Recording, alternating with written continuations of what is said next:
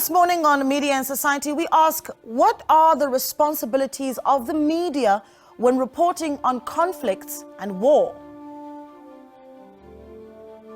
Well, good morning to you and welcome to Media and Society. I am your host, Naledi Moleo.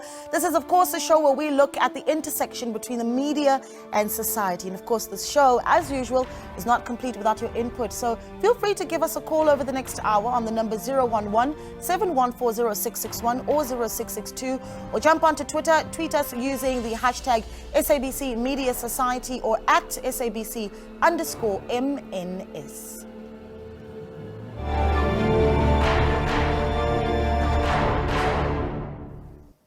Well, let's get into it for the morning. The role of the media in times of conflict is really crucial and multifaceted. Media outlets, including traditional news organizations, online platforms and social media, really play a significant role in shaping public opinion, in disseminating information, and also influencing the narrative surrounding conflict and war. Recently, we saw very concerning reports on South Africa's involvement or alleged involvement with arming Russia. And during many instances in recent conflict history, it has been obvious how the media really can play a critical role in influencing and informing the public. So the question is, what is the responsibility of the media when reporting on such massive issues? And when is it news? When is it propaganda? And do organizations and journalists have a moral obligation to care about the difference? Joining us to take this discussion further, we're joined by Mr. Hamilton Wendy, who is an author, journalist and TV producer in studio. Good morning. Thank you so much for joining us. Thanks, Naledi. Nice to be here. Really good to have you with us. I think this is a face you certainly will recognize. Another one you'll recognize, Professor John Stremlau, who is an author and Professor of International Relations at Wits University. Prof, a good morning to you and welcome to Media and Society. Thank you very much. All right, good to have you with us. Also joining us via Zoom is Naledi Moleo from the Media Institute for Southern Africa. Naledi, a good morning to you and thanks for coming in to give us that oversight view. Thank you for inviting us. All right, we're also joined by Crystal Alderson, who is a former Africa correspondent for the SABC. Crystal, a good morning to you and welcome back, I think is a good one.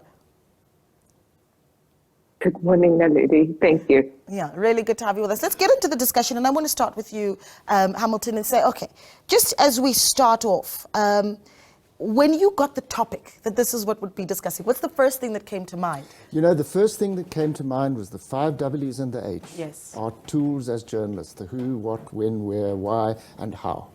And I think that's the key tool that we have to use in all journalism, but in conflict journalism, it's very difficult sometimes to get the why.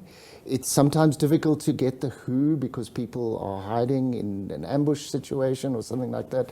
But your main tool is to use those critical questions and to ask those questions when you are on the front line. Yeah. Talk to me about some of the experiences that you've had, though. I mean, you've worked for BBC, Al Jazeera, the CNN, the works, and you've worked for media outlets really across a broad spectrum. That means you've covered conflict from all sides of perspectives, right?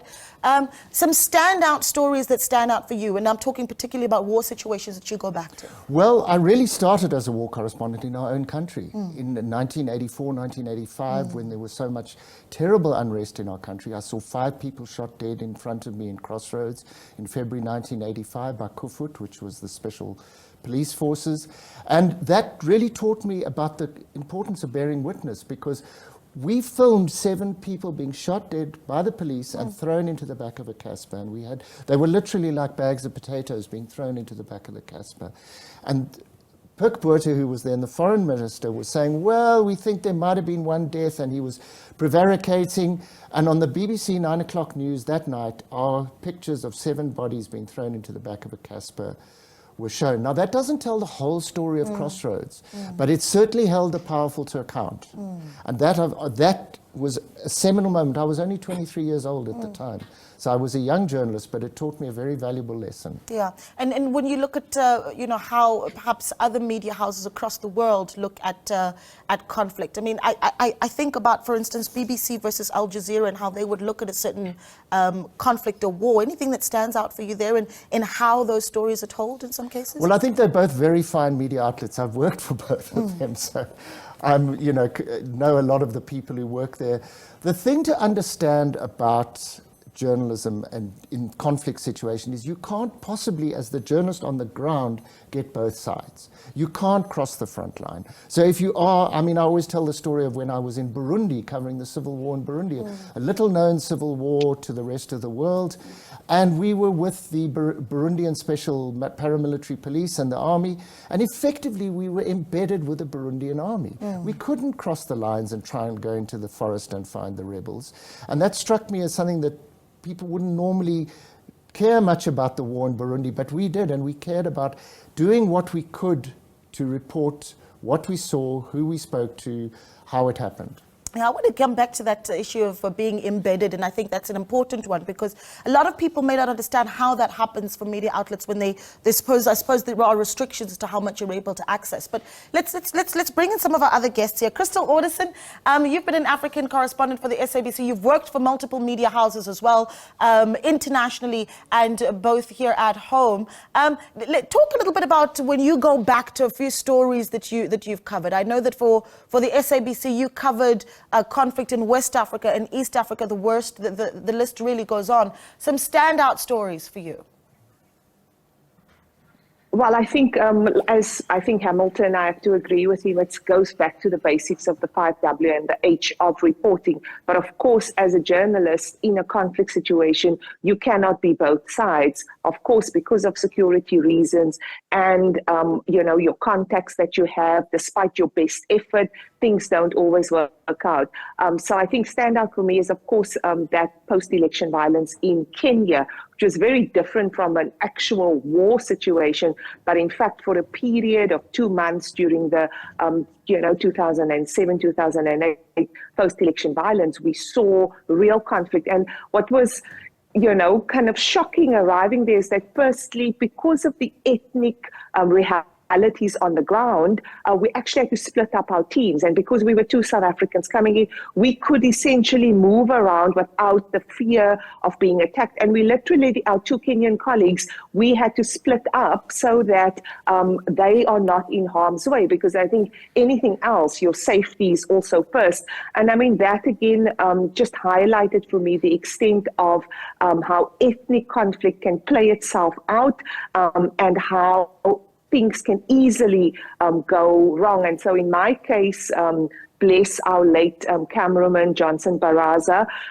He worked for the SABC for more than a decade and covered those conflicts. And he was the cameraman with me. And just for one day and for a split second, we lost each other. And I ended up being attacked by a mob because our cell phones were stolen. And for that split second, one was targeted. And I think that for me taught me a real hard lesson is that one, if you are going to work in a team, you better stick together no matter what. Secondly, safety is first, but also it's being agile because situations change so fast. And that is, I think, one of the standout stories. Of course, there's Guinea-Bissau, there's other parts of West Africa. But I do think, the reality is that things have changed.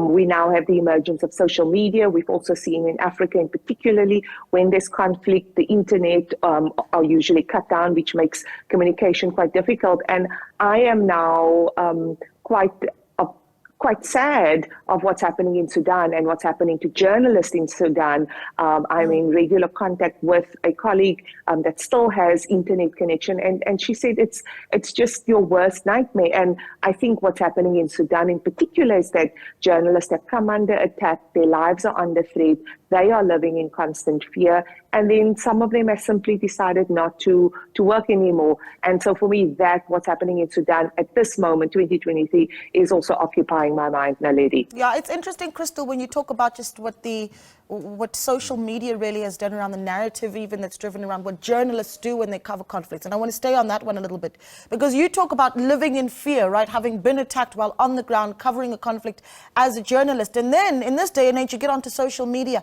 There's all sorts of conversations about, allegations of a lack of objectivity on the part of journalists. Talk to me about just how difficult or, how you maneuver being objective, covering a conflict while you're on the ground, facing that violence and fear constantly.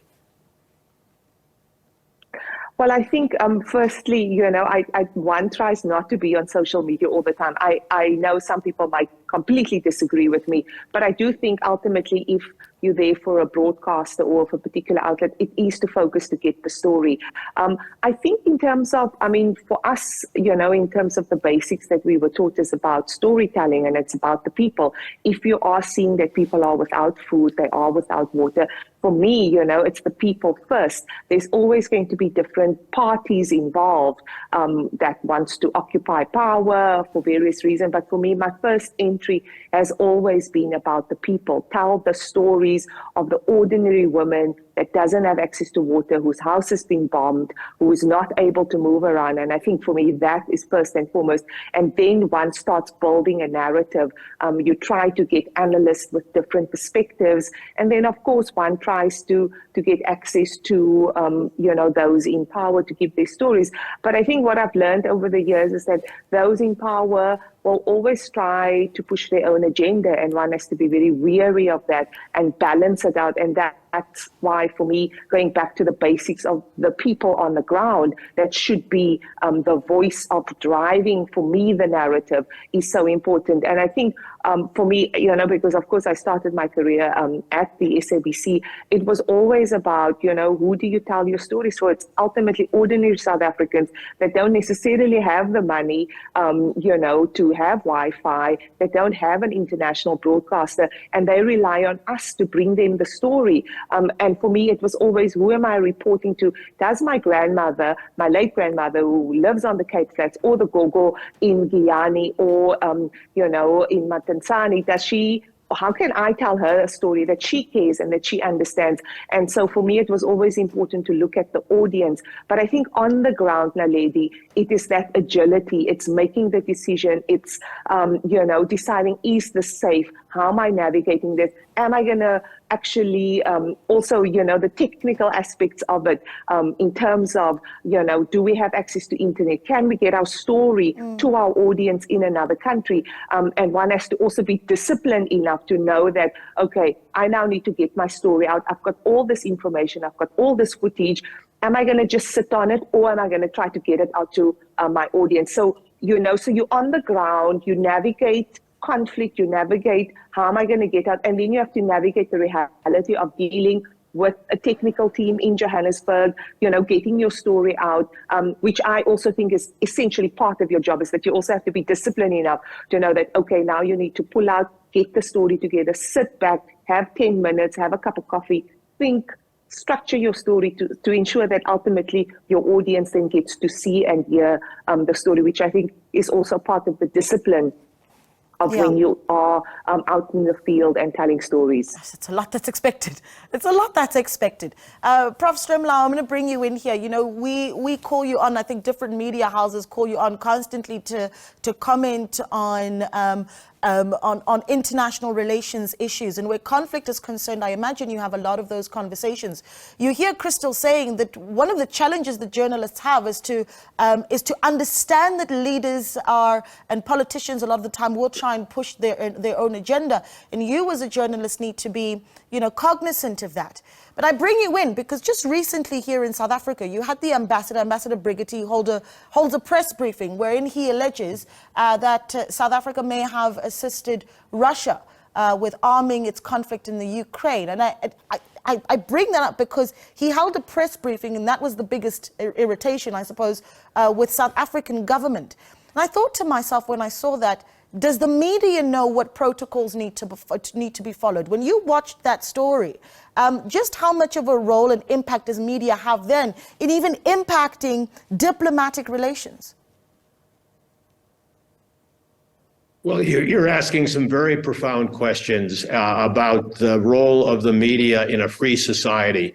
Let us not forget, we have a human rights provision in the South African Constitution, which is really quite comprehensive, much more so than the First Amendment in the U.S. Bill of Rights, which nevertheless protects freedom of expression.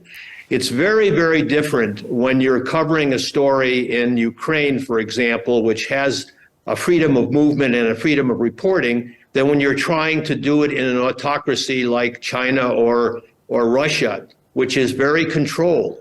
And therefore, the way in which it was debated about the Brigadier press briefing was a free-for-all, and it should be, but it also should have some historic perspective, because we are prisoners of our histories, and to some extent, and we transcend those. And we ought to be very, very clear when we're talking about values, whether it's a diplomat that it is being questioned on those values, or whether it is a professor like myself. I'm not a value-free person. That is the case. Now, I went and did a chat GPT for the questions that you rightly sent us in advance. And Chat GPT produced a very extensive, in 30 seconds, 20 seconds, version of an answers to your questions. Now, those answers are not value-free, but it is in a new world that we're entering with artificial intelligence that is manipulated by governments and does present enormously difficult and challenging problems for academics, for journalists, for all of us who are trying to sift out the real story from the noise. And it is not new to have disinformation, but the speed with which this disinformation is disseminated and the sophistication which this disinformation is disseminated is really quite revolutionary. Yeah, interesting point there. Now I want to go back and ask some of my questions to ChatGPT and see what those responses would be. But Thabani, let me bring you in here. MISA, the Media Institute for Southern Africa, you essentially really are that oversight body of what journalists are doing in Southern Africa. What do you make of the quality of journalism that we're getting out of our region where conflict is concerned, right? And I'm talking about whether or not we're getting to the heart of the matter. Are we swayable? Are we objective, Thabani? Thank you very much. But just firstly, to pay our condolences to the Jockey family in Lesotho over the shooting of Naledi Moleo, who was shot 13 times while leaving his workstation at Senele FM on the 14th of May. Quite a sad day indeed in history that a journalist is shot dead for his work. That's quite unfortunate and deplorable. In terms of the standards of reportage, I think there is a general expectation by the whole world that the media should do that which is extraordinary.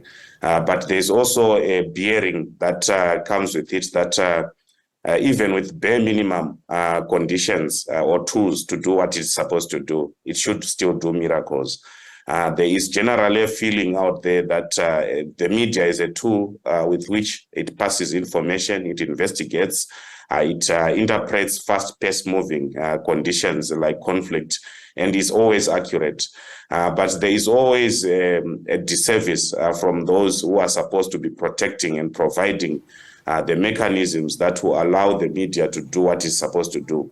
So in essence, there is lack of a stakeholder approach towards media development, where in other developmental processes like the role of the youth, the role of women, the issue of human rights being mainstreamed, there has been a stakeholder approach, putting hands on the deck to assist in ensuring that there's a leveling up. But for media, it is always a forgotten or last minute reflex that, oh, by the way, there's media and it must perform to this level. Yet there is no matching a level of building capacity for the media to do that which is supposed to do. In this area, conflict reporting and ability for the media to remain factual in a fast-paced moving environment. There are many stakeholders that are involved. You spoke of international relations, you speak of the issues of defense forces, you speak of the multilateral issues.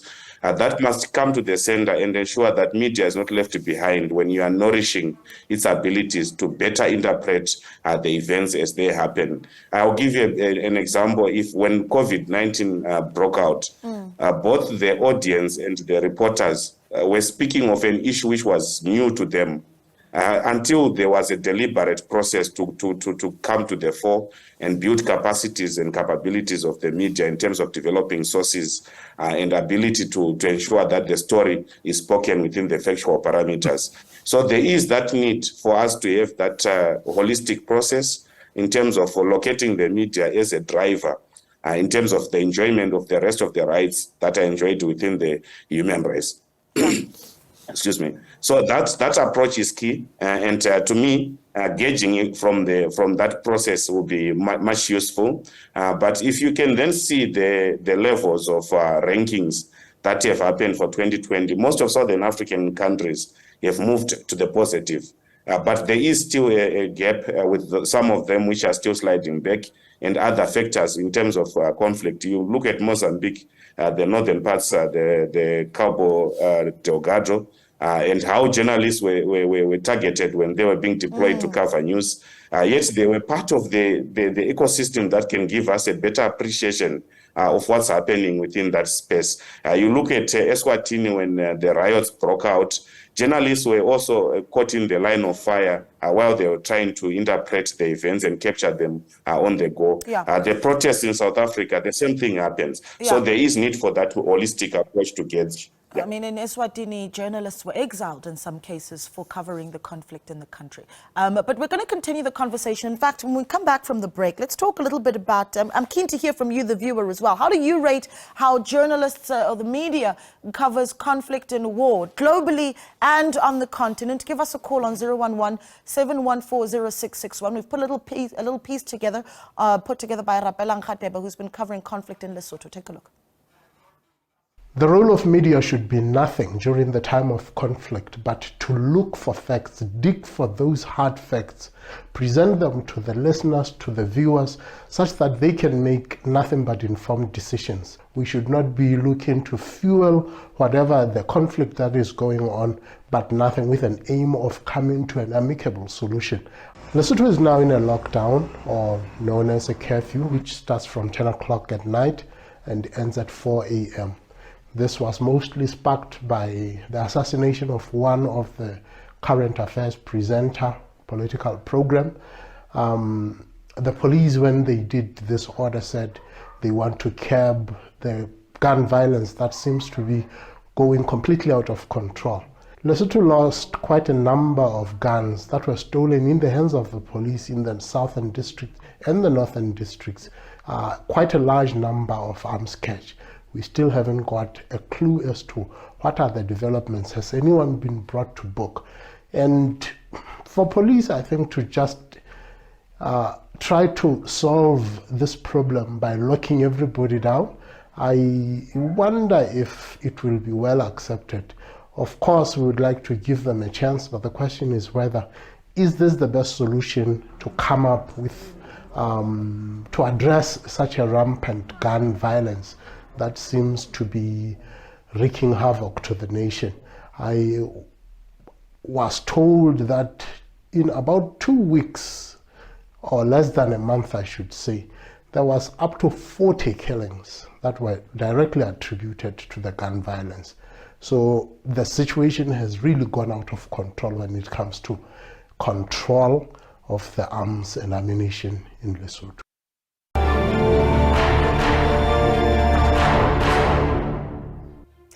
Welcome back. You're still watching Media and Society. We're talking how the media covers conflict and war, taking your calls on 011-714-0661. The media's ability to shape public opinion really extends beyond the mere dissemination of information, right? The selection of stories, the framing that is employed, and the overall presentation of information all play such a critical role in swaying public perception towards specific narratives, and then influences how individuals perceive the parties involved, their motivations and overall legitimacy of a conflict or war. But by highlighting certain aspects or events while downplaying or omitting others, media outlets possess the power to construct a particular narrative that aligns with their own agendas or interests of external actors, right?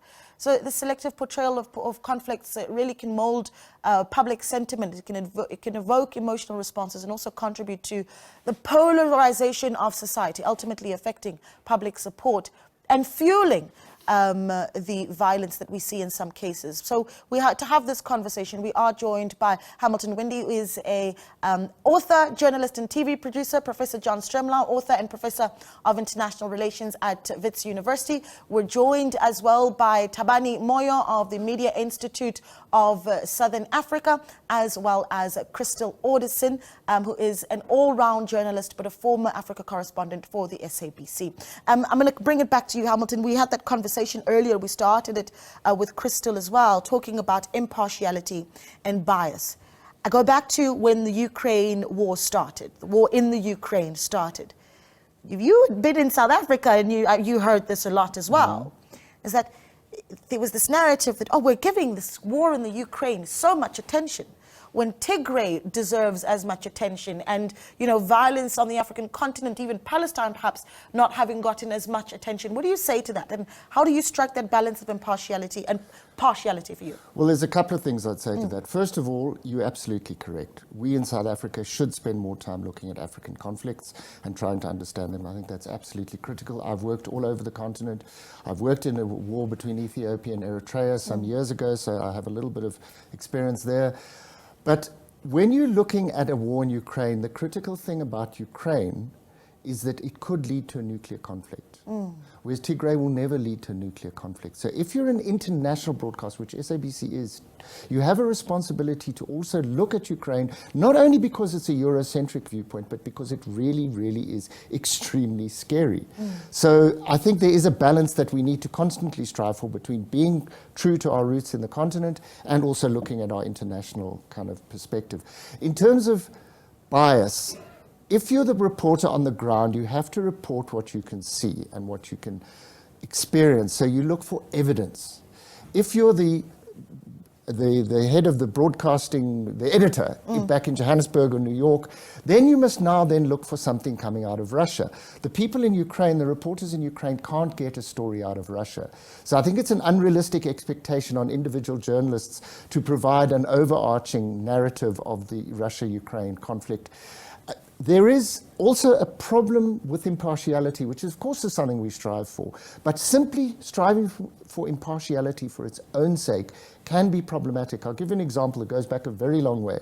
Jack Lawrence was a CBS reporter in Vietnam, and they in Vietnam had extraordinary freedom. I wasn't there, of course. They had extraordinary freedom to report, to get on a helicopter and go to the front lines and film the disillusioned, angry US servicemen who were often defeated by the North Vietnamese. And then they would have to go back, and they called it the 5 o'clock follies in Saigon. And the generals would stand there and say, instead of saying we lost a battle, they would say we conducted a reconnaissance in force and then drew back. So they played with words. And so simply reporting the general's statements without context of the evidence was problematic. Sure, that's a really interesting point of view. That, and I think anyone who watches the media, and especially if you get onto social media, the critics will talk about that playing of words, right, and just how dangerous that is in some cases. We've got with us, joining us now, Professor Sipho Mandula, advocate Sipho Mandula, actually, who has joined us in this conversation now, and of course he is a cultural advocate and activist as well. Advocate, good morning to you, and thank you so much for joining us on Media and Society.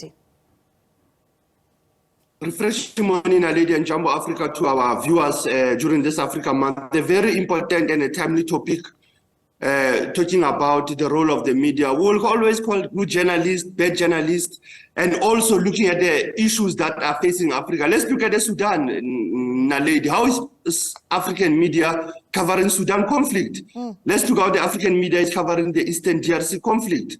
Let's look how the African media is covering Ukraine and Russia conflict.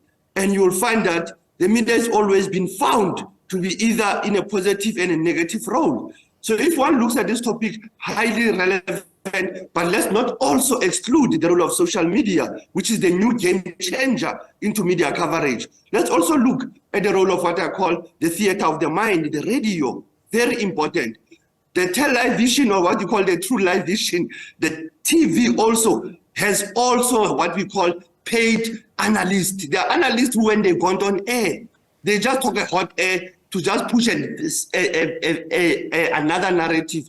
Coming from you from Arusha now, from Tanzania, if I have to talk to you about the Maasai, not everybody can talk about the Maasai people in this country, but if you look at the role of journalists, it is very important that they have to be ethical, professional, and always relevant to give the viewers, listeners, and readers proper news rather than bringing them a negative narrative. Hence, I said to you, Naledi, it is very important how do we cover Africa and how do we represent the narratives of the African continent. Yeah, I think Hamilton made an interesting point there, Advocate, in his last response, where he talked about, well, there is that argument that's going back and forth and has been going now for just over a year, that we're giving so much attention to the war in the Ukraine and much less to what is happening on the African continent. But he makes an interesting point, and he says, well, the war in the Ukraine could very well end up being a nuclear war, and the chances of that happening in Africa and the conflicts that we see on the continent are slim to none. So what do you say to that? Because it's an interesting point of view.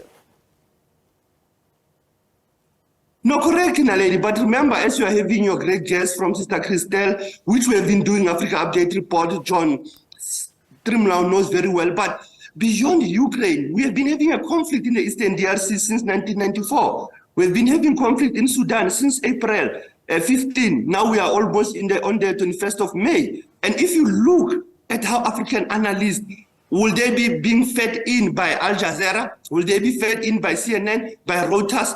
Why don't we have African roving reports covering African critical stories to their viewers and listeners and readers? So that's how, Naledi, it is important that we need to develop. John knows very well, universities, we don't have what we call media diplomacy, how media is covering Africa. And also, in the radio, you find that you have been given less time to analyze a conflict that has been on for more than 30 years, if one talks about the DRC. So it is important, Naledi, that even editors, producers need to understand that there is always good journalists who will always preach peace, who will always preach how do we report African conflicts. Sometimes, Naledi, I can tell you, you find when you talk about Sudan, we show images that are wrong also. We don't show the images that are real. And that's how we rely on what I call the foreign media journalism that also gives us a wrong indication about where Africa is. Remember, Naledi, we are sitting on Agenda 2063, a peaceful and a developmental continent. That's what we seek beyond 2023. Okay. So it is important also, media must understand their role, that they must always give a good picture about the African continent. Yeah, Prof. Stremla, let me bring you in there. I mean, are you agreeing with what we're hearing from Advocate Mandula, that there is a lack of education and resources being pumped into media diplomacy? And I suppose to follow on with that question would be, you know, what are the real implications if we don't have media that's able to sensibly decipher and tell the story of what happens in war and conflict? What are the massive implications that we may very well face? The situation is much worse than was recently described, and that is because media is business, and media houses have to make money, and as a result, they don't cover the real stories that are concerned to us, and you have to develop alternative ways of covering that. I think the South African press, and particularly the online newspapers, the News 24s and the Daily Mavericks, are struggling to fill that gap. But at the same time, if you look at the social media, Twitter and Facebook invest enormous amounts of money to police themselves in the Western big markets, which are valuable to them, but they don't at all do any kind of oversight to the content of social media in Africa. And as a result, we have to police ourselves, and it's extremely difficult.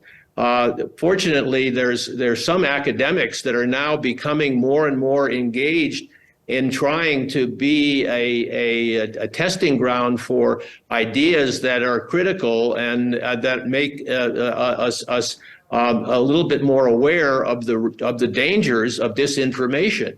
But I see on our chat group at our ANC branch a variety of disinformation, and we argue with ourselves constantly about what is real and what is not real.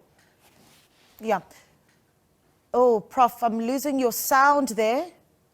Prof. Stremla, I've lost your sound, but I'm going to come back to you and I'll let you finish that thought. But let's bring in Crystal. I know that you need to leave us. You've got a busy day ahead of us, but ahead of you rather. But just to give us one final shot before you go, and that is, I think the issue of skills certainly has been brought up, and it's an important one, right? We've touched on media diplomacy and what that looks like. You're a cohort of journalists that I think we can all agree is, was highly skilled. Are we continuing though in skilling journalists to handle these really big discussions around war and conflict responsibly? So, Naledi, a few points that I think our earlier speakers say: the issue of resources, the issue of juniorization of newsrooms, the issue of the constant 24-hour news flow, which has fundamentally altered how newsrooms operate and how they're able to tell stories. Also, as Advocate Sipho had pointed out, how we rely on international news outlets to cover, because, in the SABC in our heyday, we were in West Africa, we could report on the ground, we could get our own voices to actually report to South Africans. That unfortunately is becoming more difficult because of resources. So absolutely, I mean, in my time at the SABC, Naledi, we had Wits University,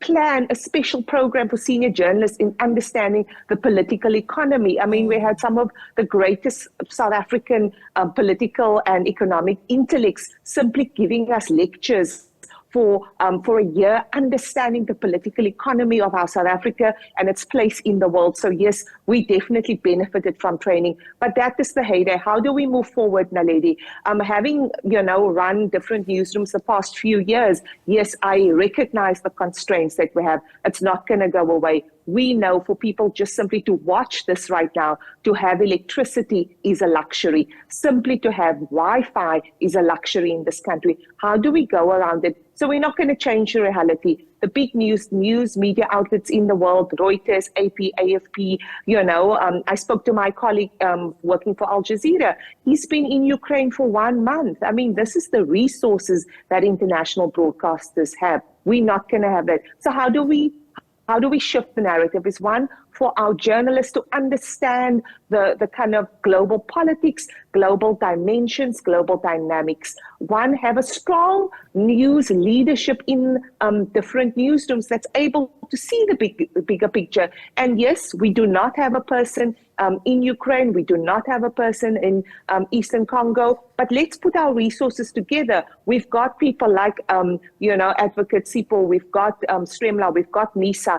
Use our local resources, think out of the box, Naledi. Find someone in Sudan that can send you voice notes. Juxtapose it with the footage that you are getting from different media outlets. Get a local analysis, because I do think we have to think out of the box, Naledi.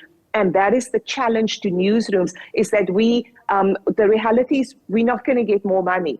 How do we work with the little resources that we have so that we are able to still tell stories with the nuances, attempt to tell what's on the reality, but we cannot simply take what Reuters or AP or any one of these international outlets give us and just regurgitate it. We have to, in our newsrooms across the country, we have to do the work to try to unpack and analyze what is happening. And I think in that way, it's bridging the gap. It's certainly not the answer, Naledi, but it's one way of bridging the gap. Yes, as the Prof pointed out, the emergence of social media, misinformation, disinformation, that is happening. That's why we need strong newsroom managers to be able to navigate, because the reality things are not, we're not going to get 100 million rand grant overnight from someone who's going to say, oh, let's. Yeah, I think we can agree that you've put some Yes, wonderful ideas on the table, and one would hope that at the end of this discussion, we're able to see some of that collaborative effort that you've talked about. Crystal Orderson, such a pleasure having you. I know that you need to leave us, and I want to bring a similar question to Thabani in a moment. But first, let's take a caller, 011-714-0661, if you'd like to be part of the conversation. We're assessing how the media covers conflict on the continent and globally. 011-714-0661. Felix is in Nelspruit. Felix, good morning. Good morning. Thank you for taking my call. Yes. I just wanted to say that the role of the media is just a platform, the medium through which we collect news, we get information. And that's what the role of the media is. And we would be expecting too much from the media if we think that they must be the one that must say this is disinformation or misinformation or whatever. I'll give you an example.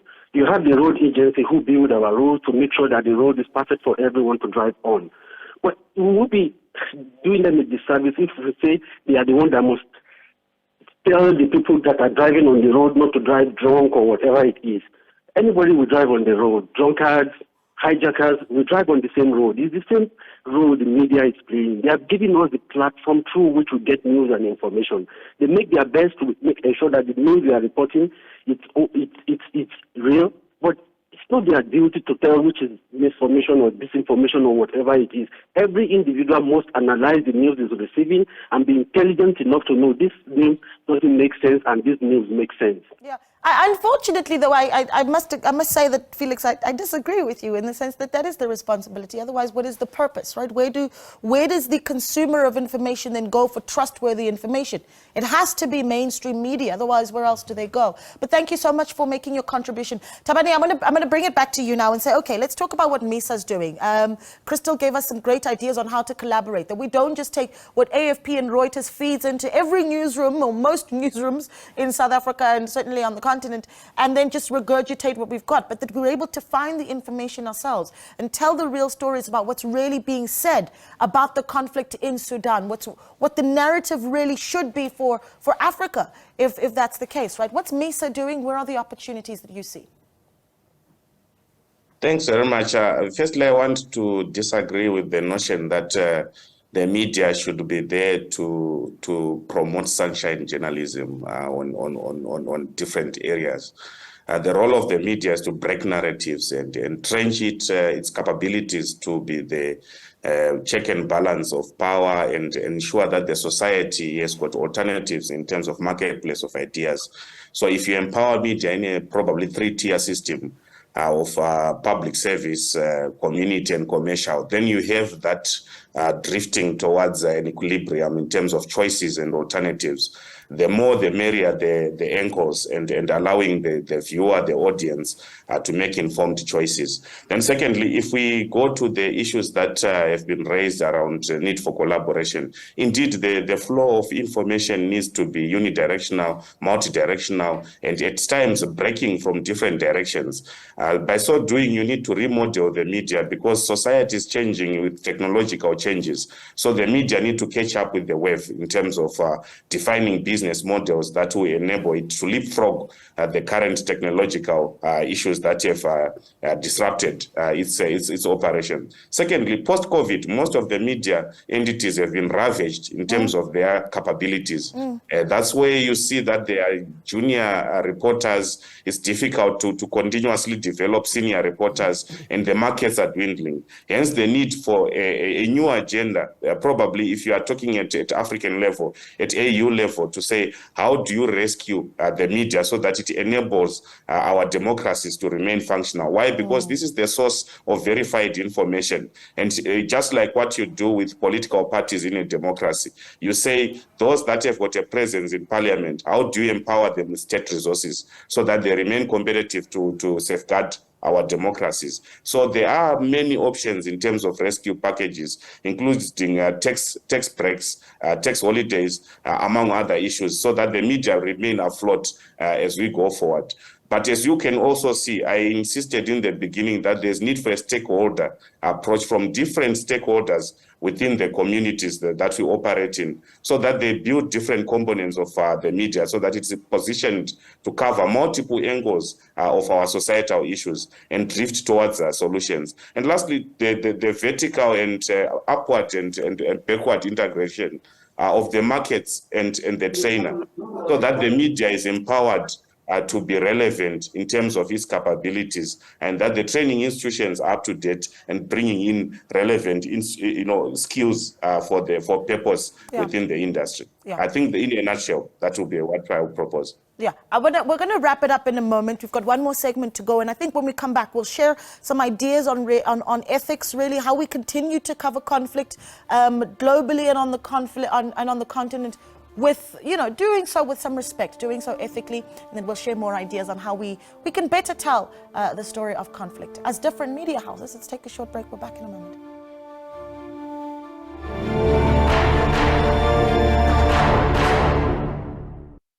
Welcome back. So, Rapelang Khatebe continued to update us about the situation in Lesotho. Let's take a look at what he's put together for us. Covering a lockdown in Lesotho when you are not supposed to be in the streets becomes a little complicated. But one should say the role of social media nowadays tends to bring interesting information. Now it is up to us to follow up to make sure that we get the correct facts. For an example, we heard of a celebration, I think, or an honorary that the military had to honor those who were in Mozambique. But I think an interesting fact was that it was held in one of the restaurants, and many people were wondering as to whether did they comply with the correct time of those proceedings, because somebody was saying at around 9 o'clock they were still gathered there. Is it because they knew that by 10 o'clock when the curfew starts, everybody would be at their house? Or is it a case that because they are senior politicians, military officers, high-ranking officials, they could have a leeway of not observing exactly the right protocols that have been set by the same people that they want us to honor? So I think this came to our attention through social media, and the question is whether is this setting the right example? Well, wrapping up our discussion on how the media is faring when it covers conflict and war. And I think just as we wrap things up, let's talk a little bit about the images that we use when we cover war. Hamilton, I want to bring this one to you. When you look at the war in Palestine, for instance, or violence in the Middle East, I think one of the most vivid images that come to my mind are the pictures of children. Where's the ethical line in where media wants to tell the story and show just how horrid the situation is in a certain place, and also just, I suppose, respecting the human rights and dignity of those that are impacted? Well, that's a very difficult question. I do think that, particularly with children and their rights, because they have their whole futures ahead of them. So, to kind of simply use them without thought and without sensitivity is really problematic. I do think that showing pictures of real death, and I'm not talking about children's death, but about soldiers' deaths, combatants' death, is quite useful so people can actually see and experience in some way the horror of what's happening. We can't necessarily change the horror, certainly not in the short term perhaps or immediately, but we can certainly at least try to hold the powerful to account. And I think that by showing pictures of death and of destruction, we don't sanitize the war. Yeah. It has to be done sensitively. It has to be perhaps a discussion for every, not perhaps, definitely a discussion for every single news piece that goes out. What is worthwhile? What is ethical? What is sensitive? What should we show? What shouldn't we show? And what's impactful? And that's the thing, is that also there's the issue of an image being particularly impactful. Advocate, I'm going to let you have your final thoughts here. I mean, what you want media houses to be thinking about as we wrap up this discussion. At top of mind, we've touched a little bit on ethics, we've touched on resources. Anything that you'd like to leave us with? Naledi, remember that as Thabani was talking about the post-COVID situation and the pre-COVID, South Africa was chairing the AU by then on silencing of the guns of the AU. We have lost that debate. How do we silence guns beyond 2030? I was looking at the conflict that erupted in North Ethiopia on Mekelle. How was the media covering the conflict in Ethiopia? So for me, it is always... Whoops, okay.